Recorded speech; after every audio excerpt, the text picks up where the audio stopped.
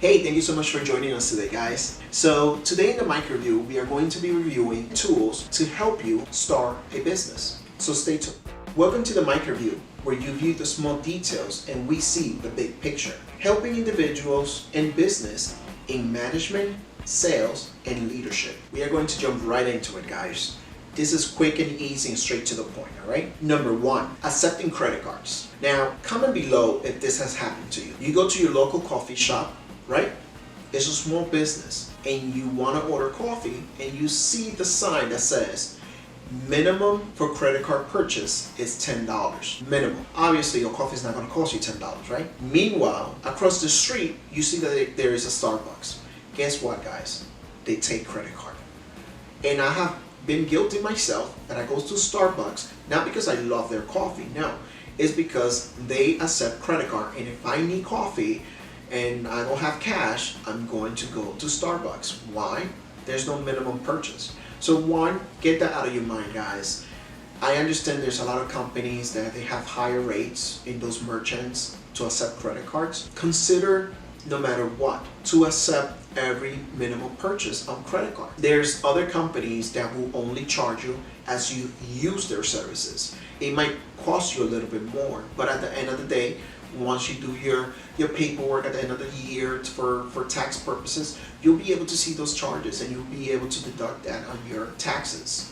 Keep that in mind. Speak to your professional accountant for those details, all right? Some companies that you could use to accept credit cards, something simple, I have used them myself, is Square, PayPal.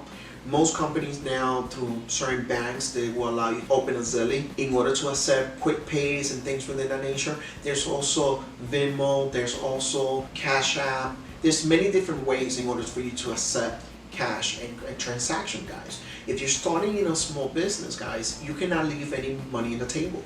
You have to take every little form of payment.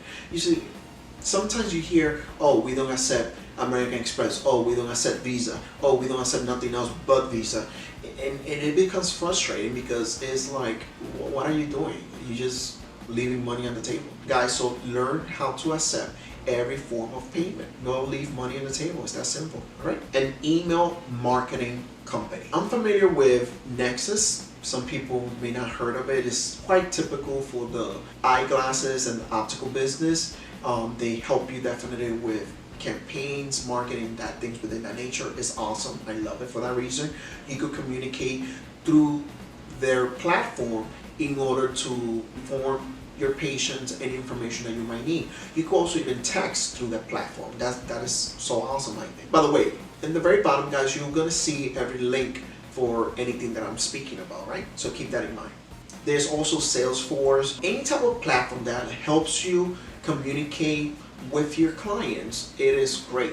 I definitely encourage any small business to start doing this. I myself is about to start doing this. Understand that usually everybody has a smartphone, text messages and email. If you could tap those two fields, you are more in the present as you need to be for your clients and customers. So keep that in mind, guys. Hiring a manager is definitely great.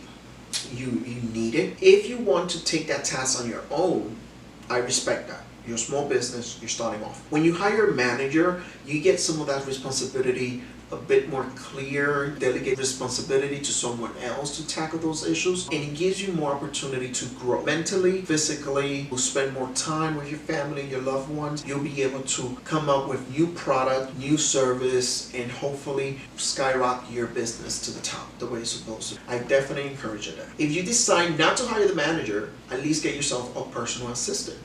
Same role, different function, perhaps a bit different on the title, you could say. The assistant will be doing those tedious little stuff that you just don't want to do. You know, answering small emails, filing any application for your business that is required. Anything that could help you free your hand in order for you to go and attend to your clients is definitely worth it. And by the way, guys, let me not forget, pay them well, please. It is important that your staff is getting paid well. I don't care if you only are a team of 2 or 3 people, pay them well.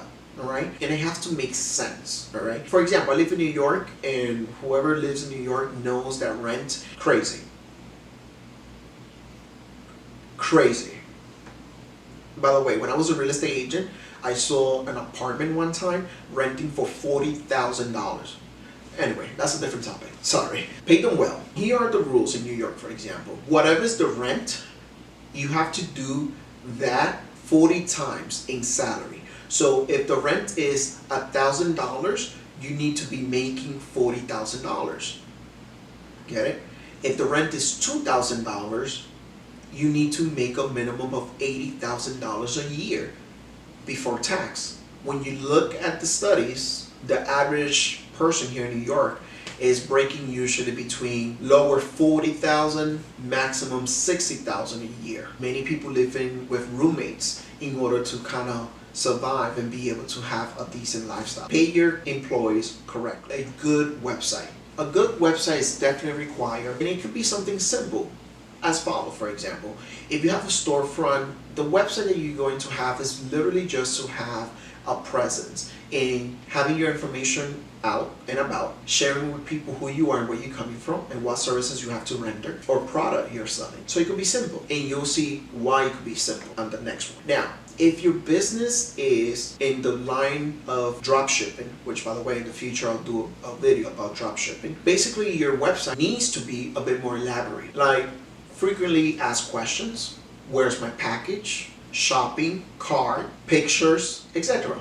This is required because if people are shopping on your website, they need to feel secure. Understand that the website concept is definitely different, but you need a good website. You could go on GoDaddy.com.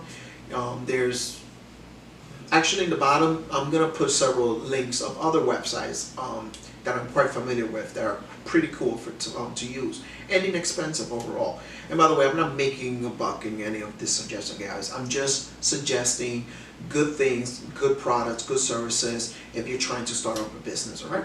So moving on, social media. Let's go right to the basic, guys. You need to have a Facebook account with a business page. By the way, you could link it together with your personal page.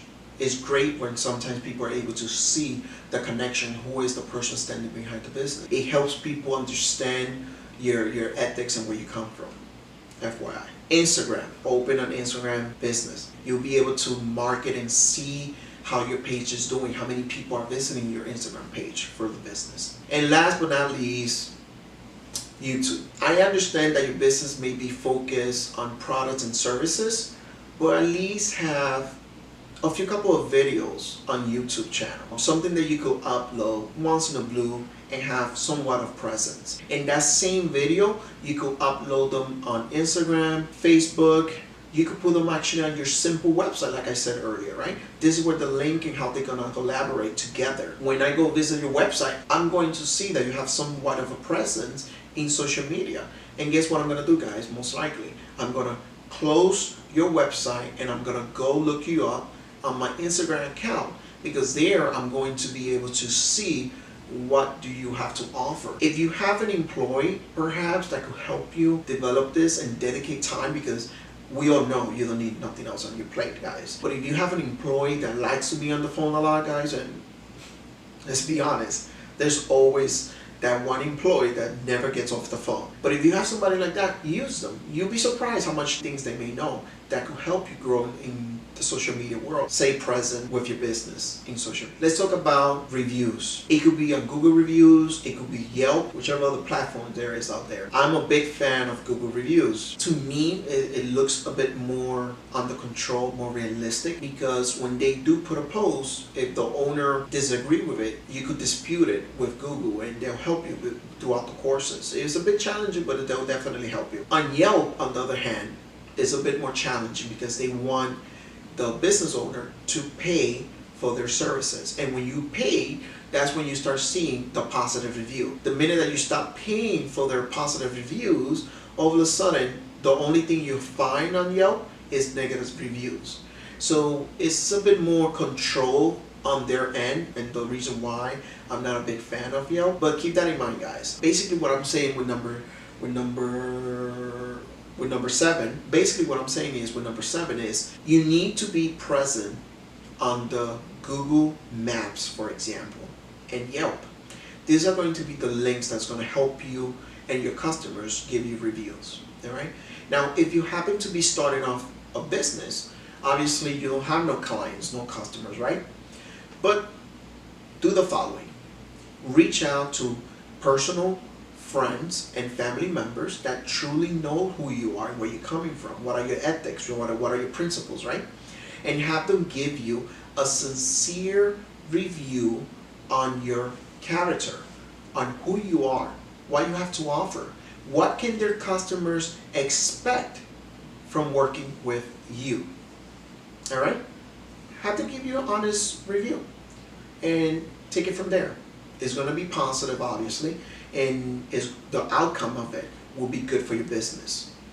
Keep that in mind. Number 8 goes hand to hand with, I believe, 3 and 4. Hiring the right team. Now we're talking about now more than 3 individuals, a whole staff. The staff literally is the face of your business. If you happen to be a storefront or an office, for example, these are going to be the individuals that are literally going to become your second family. When you're not home, this is where you are, investing your time in order to cultivate good practice, helping them understand the business and your goals, for them to carry on and achieve your goal that you have teach them and train them. These individuals, once again, have to get paid well. You cannot expect a good service to be rendered to you as a business owner, right?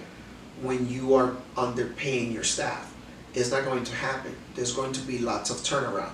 People are going to be quitting on you. They get trained properly. You're going to love them, and all of a sudden they drop the ball and they leave. I did that myself, guys. I went to places, I was a manager, I did a good amount of work, I knew the numbers that were coming in, I understood everything, and at the end of the day, they were a little bit frugal about paying me what I deserve. Don't be that employer, please. Get the right people, get the right team, get the right family. Number 9, the logo. The logo is very important. I am guilty of such things, guys.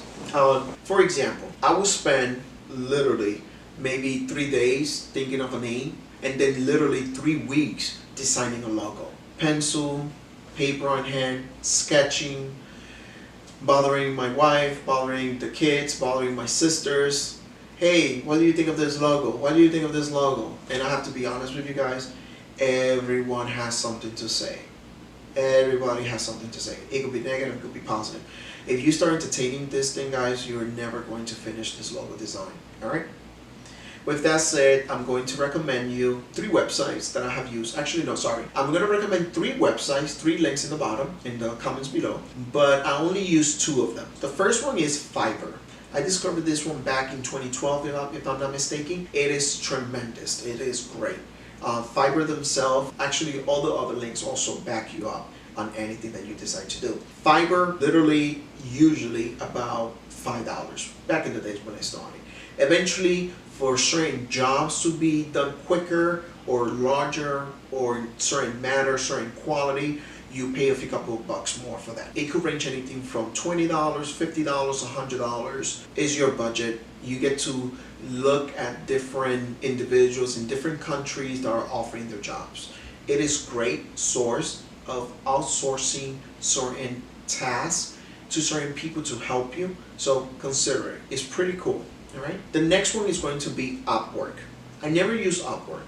Basically, from what I have heard from clients and customers in the past, and even website reviews, for example, they say pretty much that you put in a project of work and you offer the job.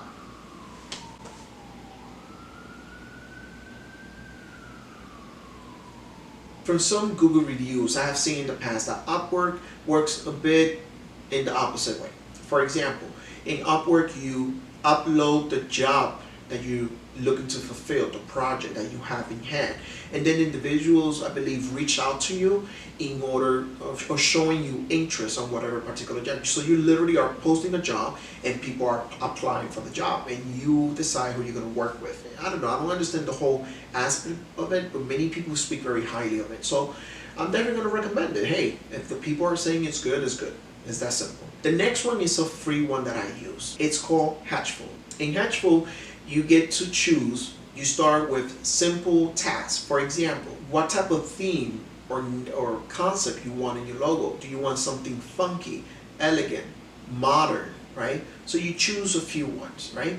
Then you get to choose the name, what's it going to say? Is there a catchy phrase or anything like that that you want to apply to your logo, right? You type that in. Then you gotta choose pictures, right? And you start choosing which picture you're gonna choose. Eventually, you end up with a beautiful piece of work. Then on this end of the part, you get to choose the font, the size, the colors. You get to invert the colors also as well in some cases. It's pretty cool. I use it myself. As a matter of fact, actually, the logo for the microview was designed in Hatchful. Check it out, guys. It's pretty cool, pretty simple. When you want to get something rolling fast, I think this is one of the best concepts. If the design and concept of the logo is not to expectation of what you're looking for, I definitely then encourage you to try Fiverr or Upwork. You'll find something there, definitely. Thank you so much for joining us today, guys. Enjoy your day.